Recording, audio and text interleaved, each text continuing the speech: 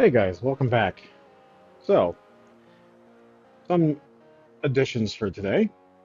We will be continuing the Oracle using the D6s.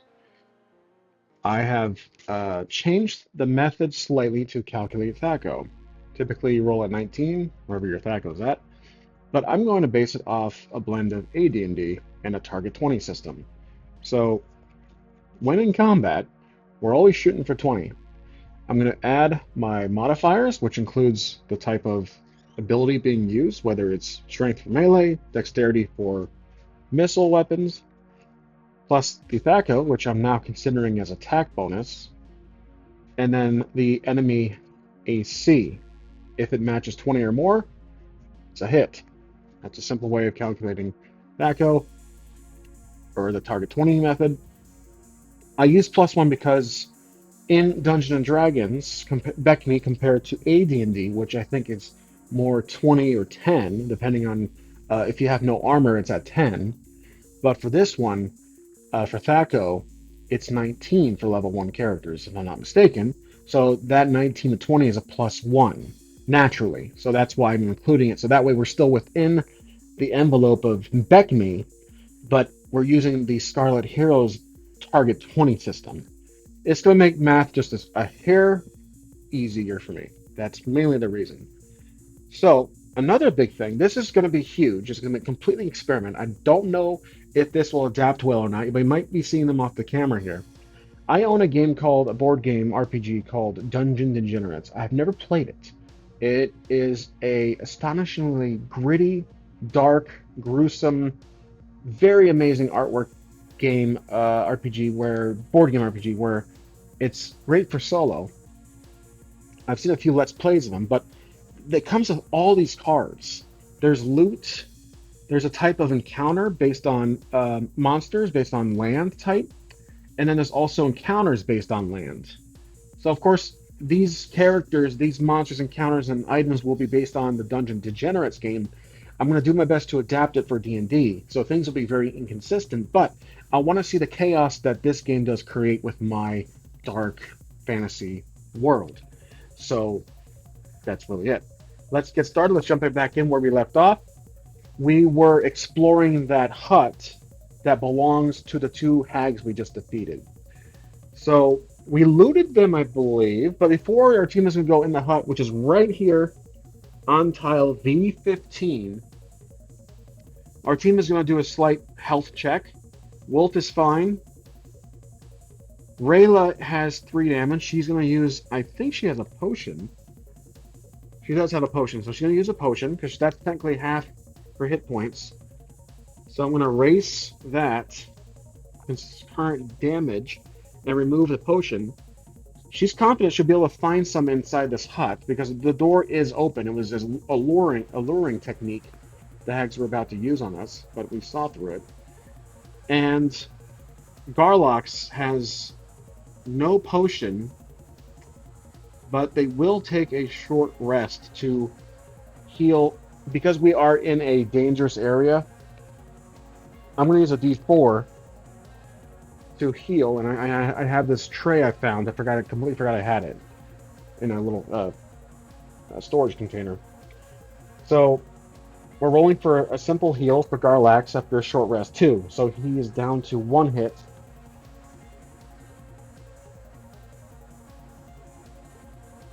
There we go. So he's at 7 total hit points right now. And as they approach the hut, weapons ready, just in case there's another one, or some kind of defense mechanism,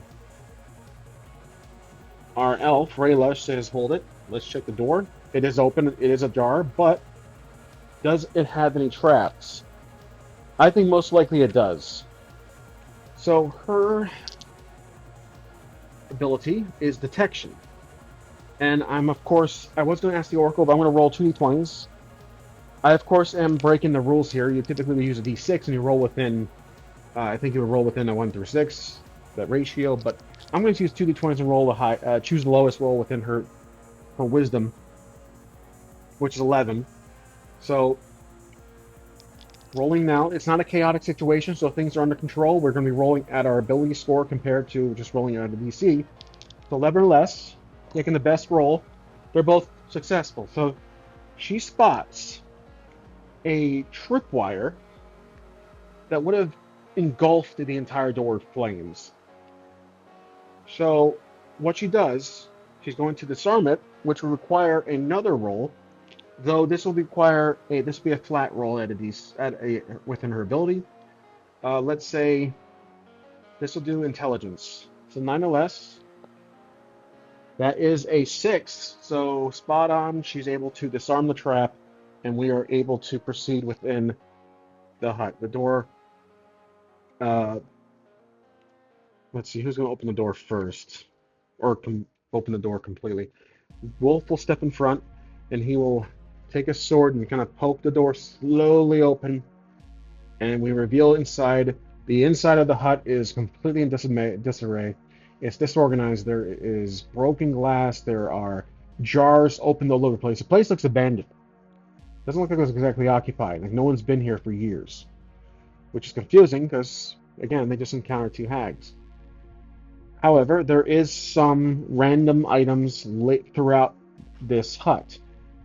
When they enter the hut, they discover in the very back right corner on a couple of there's a dining room, there's a kitchen area, and there's a dining table.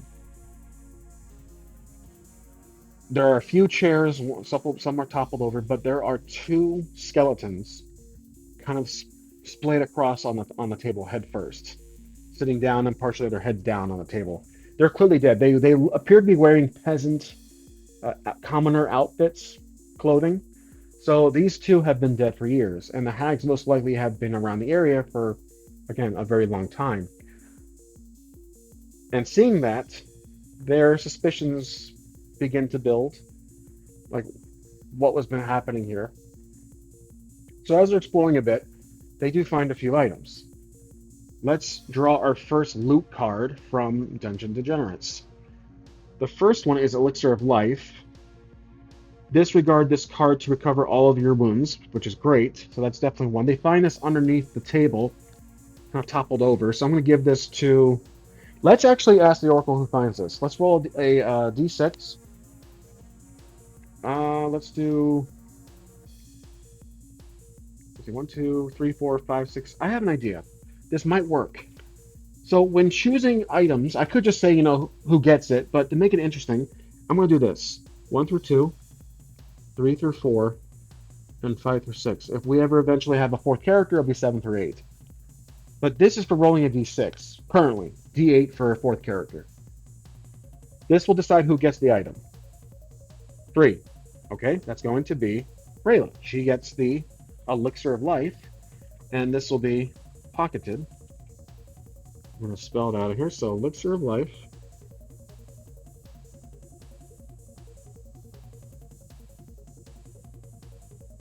All right, good. Now, I'm going to put this card back on the bottom of the pile. They continue looking around. They see there's a large dresser that appears closed with a chain and a lock on it. The dresser is massive. It is in the back corner. There's a tree growing through the window, so kind of covering it, like perhaps a year's worth of growth. And I think, let's see who notices this. I do like using this method of choosing who does what, or yeah, exactly, who does what. Let's see who notices this.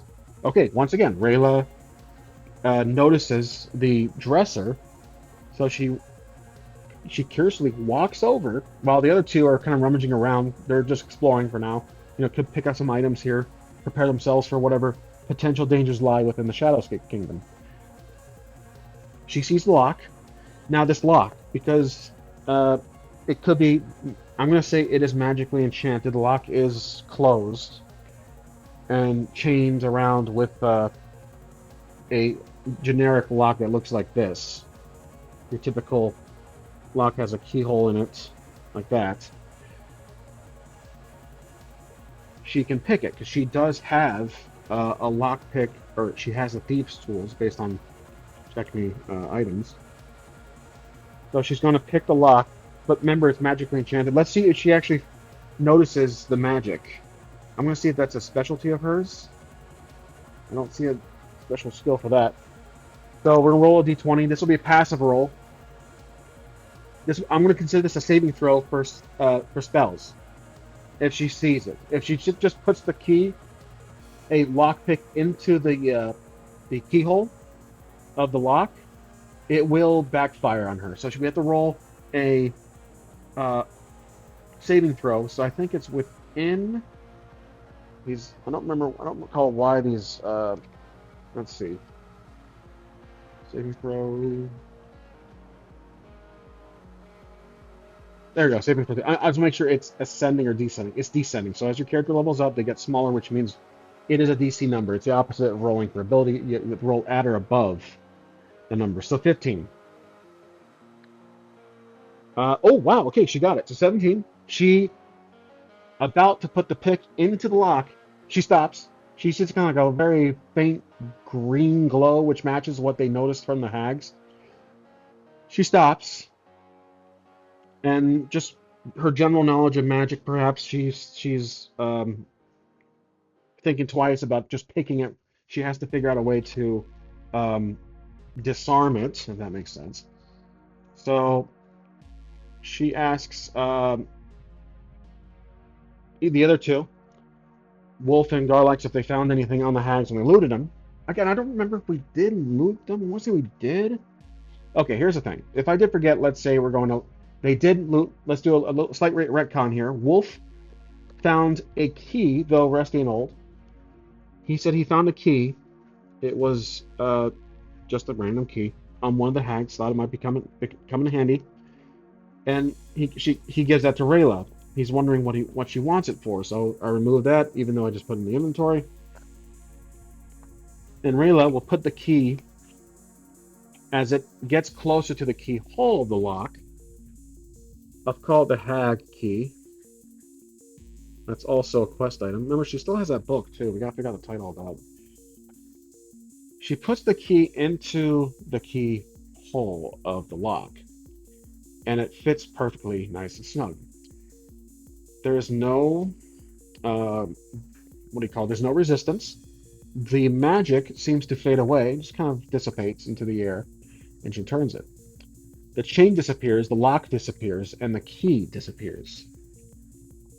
So that was a spell, kind of a one-time spell. The key was inserted and then now is gone. So now sits this unattended bookshelf or dresser. So this dresser is massive, probably 10 feet tall. I'm going to put a note here. Actually, I'm going to put a note that there was 2 dead commoner bodies, most likely the original owners of the house or the hut. And there was a large dresser that was just magically enchanted to be unopenable or closed, locked. Okay, so Garlax just walks up after kind of rummaging around. Let's see if Garlax found anything. I'm going to roll a question for the Oracle here. Let's say 50-50, because this place is, again, it's abandoned, but there was some stuff sitting around, so we'll say 50-50. Did Garlax find anything? He did. Okay, so let's jump over to him. We'll do one for Wolf, too. Let's use loot. Magic Mushroom. So we're going Super Mario Brothers here. Disregard this card and make a contest. If you fail, you become poisoned and slimmed. Whether you pass or fail, gain magic experience. If you pass this magic test, you become exalted. If you fail, become demoralized. So, how to interpret that into D&D? Let's see. I don't want it to be such a item to backfire completely. Let's say that when Garlax takes this, it's a magic item, so we'll put it in this corner here. It's a magic mushroom. You know what?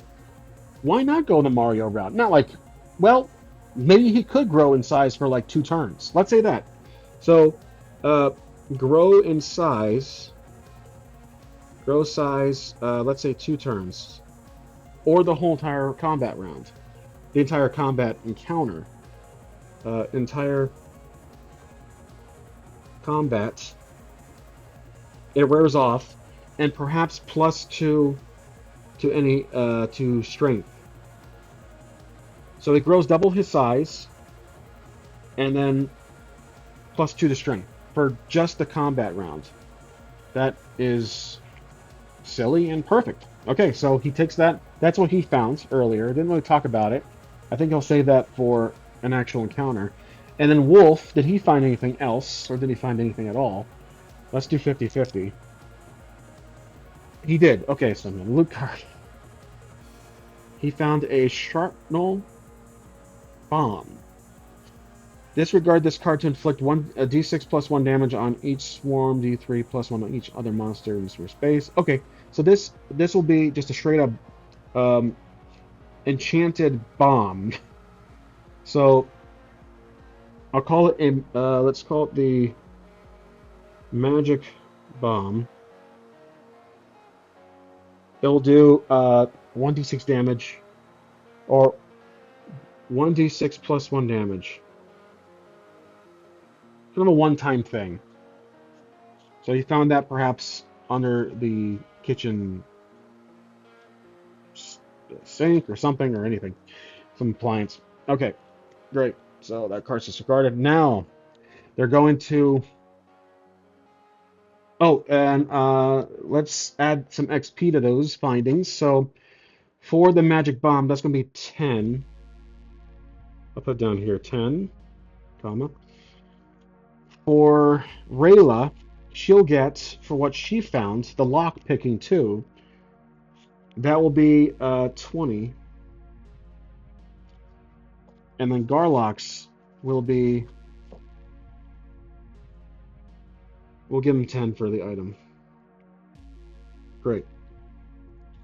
All right, now Rayla is going to open the dresser to reveal a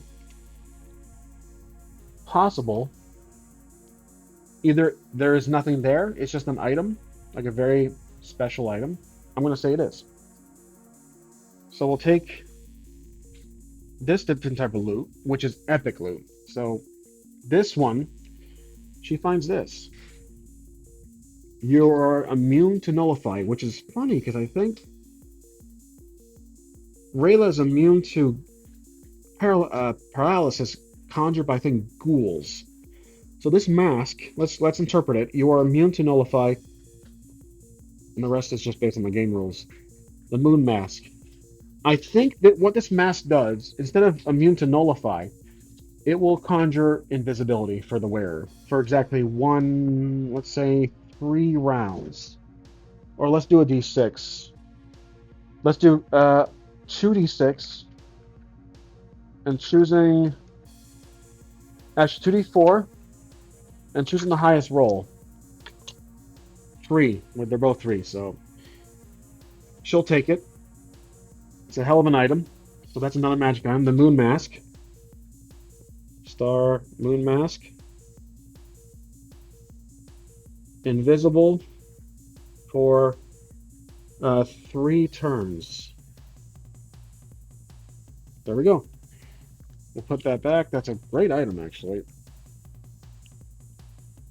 And then now, that'll give her, let's say, 50 XP for that item. Alrighty, now that's all to explore in this hut. Let's get back on our quest. In fact, we're so close to we're so damn close to Shadowscape, the kingdom. So we leave the huts, we leave the area. The hags are perhaps, I don't recall if I said they disappear or they fade away, or they burn alive, whatever. They're gone. Their bodies are actually physically gone. So we go back on the trail, and we enter this tile here, which is just kind of more peaks. But it's just between these 2 mountain ranges, these 2 mountains. And let's roll to see if we encounter anything in this tile, which is going to be W15. So right down here, W15. It's perhaps 4 p.m. or 3 p.m. after all of the things that happened. It's mountains, which is obvious, and then the weather is getting chilly with some heavy wind. Windy. Okay.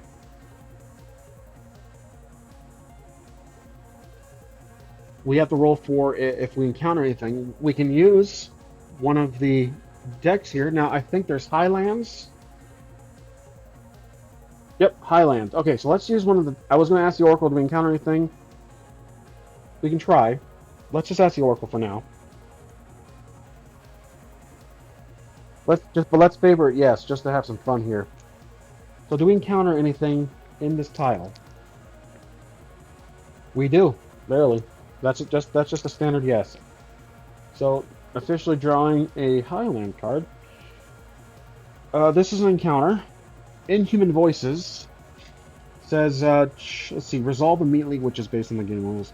Chattering whispers echo around this place. That works because it's in the mountains. Where is that coming from? Did you just hear something call your name in an inhuman voice? Each adventurer in this space may plug their ears or make a perception test. Per test. If any adventure passes, roll d6. Okay, so we have to roll. Interesting. We have to roll for perception, which would be wisdom, I think. So d20. It's a passive roll, I think. All right, the first will be for Wolf. 17 for wisdom. It's going to be a fail. He does not hear it. Now we're doing Rayla. 4. So she hears. Okay, so she hears. Her wisdom is 11. Rolling a d6 based on this card. Let's see what happens. 6. The voices impart valuable knowledge. Each adventurer that passed the test gains D3 plus 1 XP. Ooh, interesting. Okay, so she gets, let's see, D3 plus 1 XP. I don't have a D3, so I'll roll the D6. Let's see. 4. I'll just say she gains 4 XP for that. And we'll figure out what that knowledge is. So 4.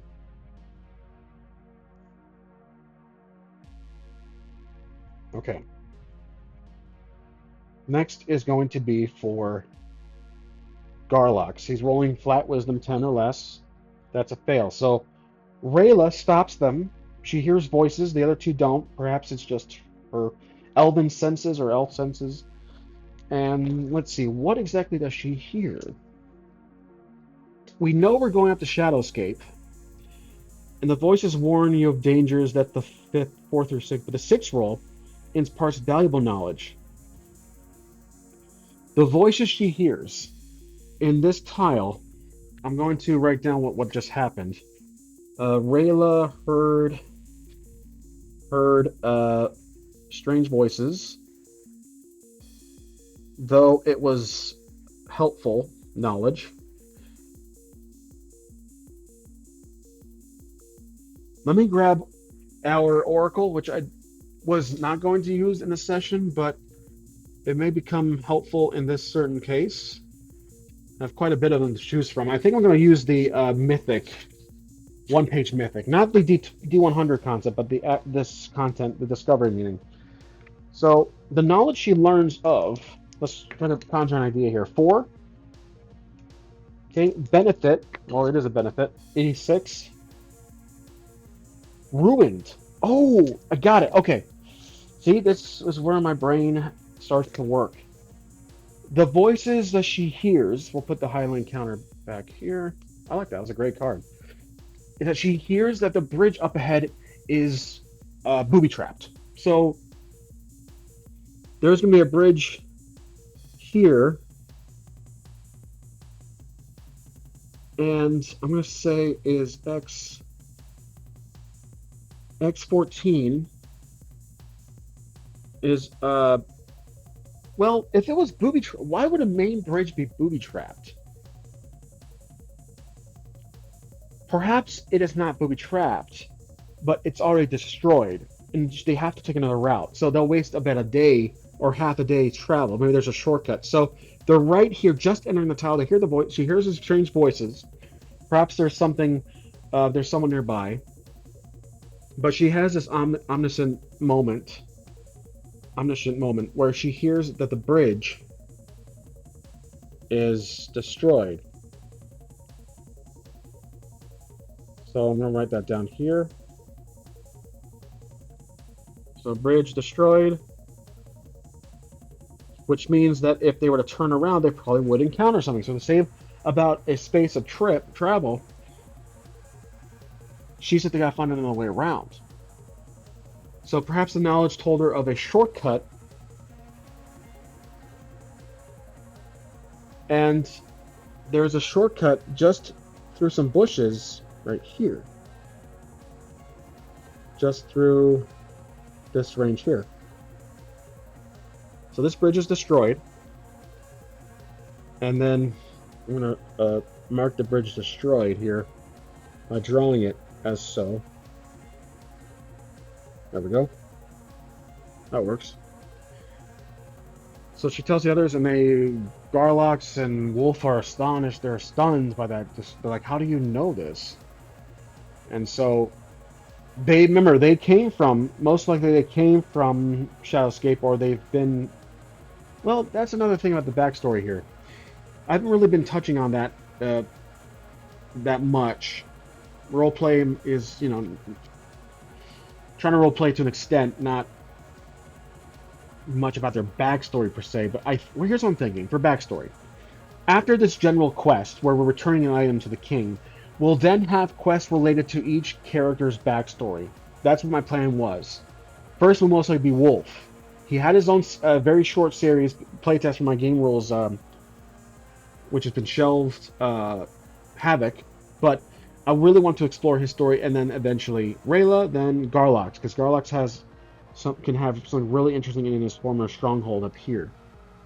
We don't know where Rayla's from on this map. She could be from anywhere, a forest nearby. I think Wolf is somewhere up from the north side, but none of the characters have actually been to, let's say they've never been to Shadowscape. They just know about it they only know about by reputation, and they got the mission, the quest from perhaps Haxbury, which is this kind of the center point town pit stop for the entire world region. So she mentions that, and then we're now going to travel through the shortcut right here, which is tile W14.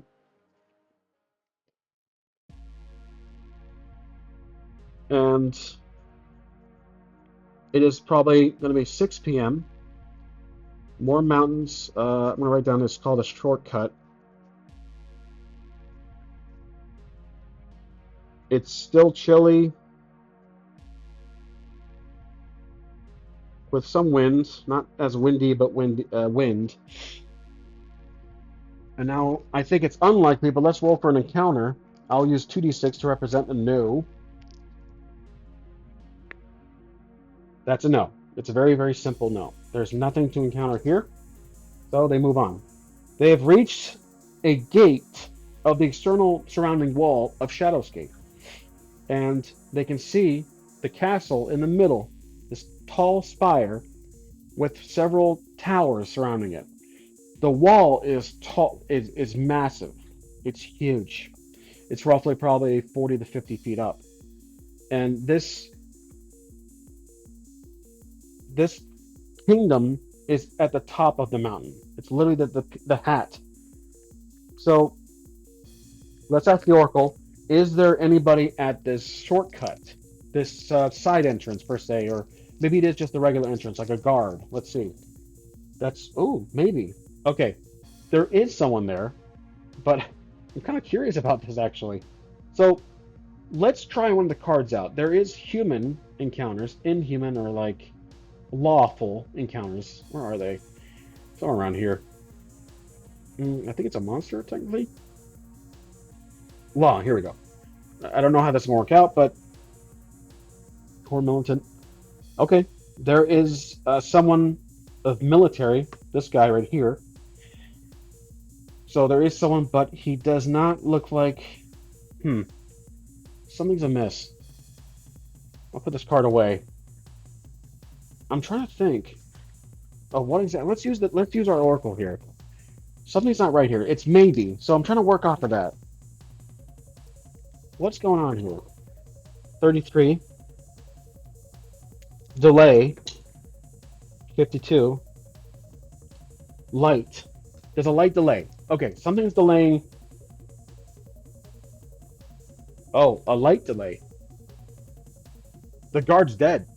I think there's a watchman here, but he's dead. He's posted here. It's it's not like a main entrance of the castle of the kingdom's walls, but it's sorry, I had to step away for a second. It's a wooden door that's locked, and there's a guard kind of just sitting there posted, but he's dead. And it looks like there's been an arrow straight through his neck, and he's lying there with his weapons stolen. The door is broken into. So let's say guard dead, side entrance. Maybe it's the armory or something, or the prison. Side entrance, and the door is open. Open. Weapons missing. Okay. And this is where we will leave off here. So our party has encountered a dead guard at the side entrance of the Shadowscape Kingdom.